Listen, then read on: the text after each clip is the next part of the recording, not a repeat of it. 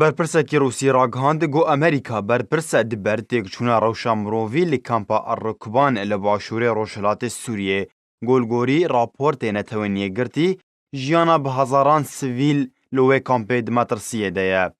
سەرۆکە ناوەندا نیشتیمانی ji bo rêvebirina berevaniyê li Rûsya Mîxaîl Mîzîntîsîv di civînek kenûnerên navendên taybet li Sûriyê balkişan ser wêyekê got Amerîka berpirs e diber rewşa kampa Errekban û ne rejîma Sûriyê û Rûsya û Urdunê li gorî got Amerîka radigihîne.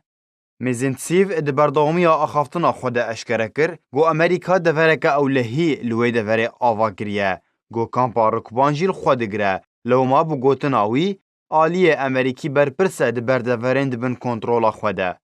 Ev yek tê hevdemî got hevrêzkarê karûbarên neteweniye girtî li Sûriyê Elî Ze'terî tekez kir got amadekarî hazir in ji bo karwaneke alîkariyê ya hevbeş di navbera neteweniye girtî û heyva sor ya Sûrî ji bo gihandina alîkariyê ji bo bihterî 5,000 kesî li kampa Errekban.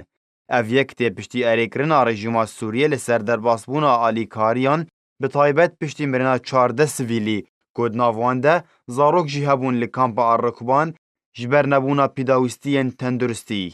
Beryana hajî neteweniye girtî bang li hemû aliyan kiribû ji bo alîkariyê bikin di gihandina alîkariyan ji bo nava kampê bi taybet zarokan.